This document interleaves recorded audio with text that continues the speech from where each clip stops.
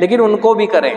मेरे माइंड को अधिक से अधिक पॉजिटिविटी चाहिए होती है, क्योंकि वही एनर्जेटिक रखती है जिससे कि मैं जीवन आगे बढ़ा सकता हूँ।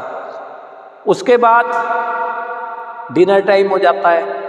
ठीक है, आपको पूरा अधिकार है कि अपने मनपसंद अनुसार, है ना, वाद विवाद का विषय ना बने। उन चीज़ों को देखते हुए फैमिली अदर्स मेंबर्स की राय को देखते हुए जो चाहे वो उस इच्छा को मैं अपना कर सकता हूँ। कोई बुरी इच्छा नहीं है वो कि अगर मेरा खाने पीने का कोई, लेकिन विवाद नहीं होने चाहिए ना उस चीज़ में, है ना। अनकंफर्टेबल फील करूँगा छोटी छोटी बातों में, और छोटी छोटी लड़ाइयों से तो बहुत बड़ा बनता है। कोई बहुत बड़ी बात हो तब तो बात है।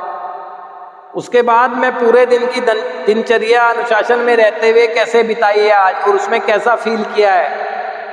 शुरुआत में लिखना जरूरी होता है, क्योंकि लिखने का ये फायदा होता है कि कभी भी मेरे को लो फीलिंग के क्षण आते हैं, या कभी इस दिनचर्या में किसी वजह से छुट्टी है या कोई और चीज़ें अगर ब्रेक आता है, तो जब उनको पढ़ता हूँ ना उन चीज़ों को, तो मुझे पता लगता है कि, है ना, अचानक से आप 7 दिन काम करें, 8वें दिन छुट्टी आ जाए तो शेड्यूल चेंज होगा। लेकिन आपने वो लिखने का पैटर्न कर रखा है ना, तो आप उसे पढ़ सकते हैं या इनमें से बहुत सी चीज़ों में बढ़ा सकते हैं। अभी हो सकता है आधा घंटा हो, 1 घंटा, 2 घंटा भी कर सकते हैं। भाई जिस दिन छुट्टी नहीं है उस दिन तो स्पोर्ट्स एक्टिविटी कम होगी, मॉर्निंग वॉक कम हो सकती है, लेकिन छुट्टी है तो ज़्यादा भी बढ़ सकती है। और या उस दिन फैमिली मेम्बर्स के साथ अपने फैमिली रिलेशन को और ज़्यादा मजबूत करने के लिए अच्छे मित्रों के परिवार में जा सकते हैं, है ना। लेकिन लिखना जरूरी है वो चीज़ें ना। और फिर सबसे अंत में मुझे सुबह अगर उठना है तो टाइम से सोना भी तो है।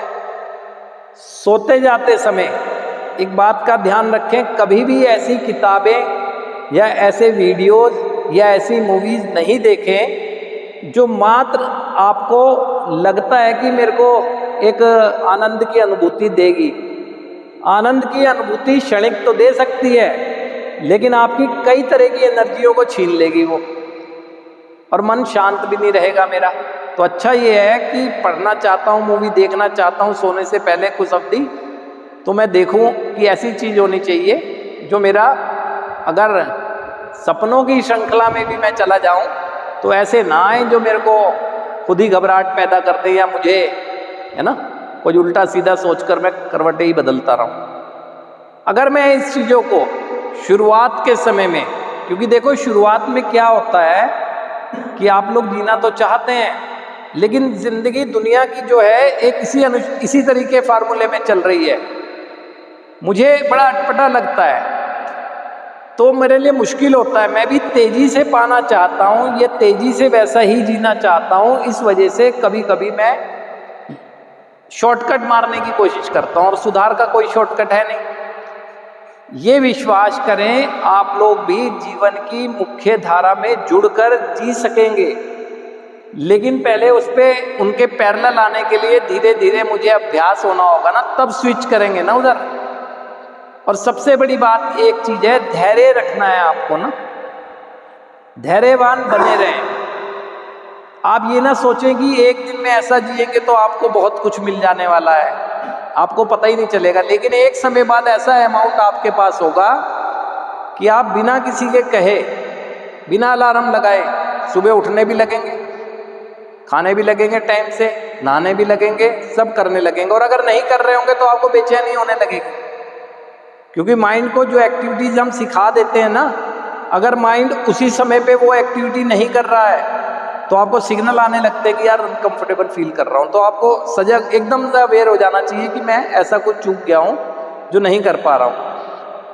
और आज जो दुनिया है या हमारे परिवार के सदस्य भी हैं ना, उनको भी देखोगे वो इसी फार्मूले में चल रहे हैं। अब 28 डेज में क्यों कह रहा हूँ आपको, वो इसलिए कह रहा हूँ क्योंकि आप एक उपचार प्रक्रिया का हिस्सा बनकर काफ़ी चीज़ों में यानी ग्राउंड तैयार कर चुके हैं। अब एक अंतर ये है कि आप यहाँ से जैसे ही निकलते हैं ना, आपको जल्दी जल्दी ये लगता है कि जो कुछ छूट गया मैं उसे जल्दी से पालूं।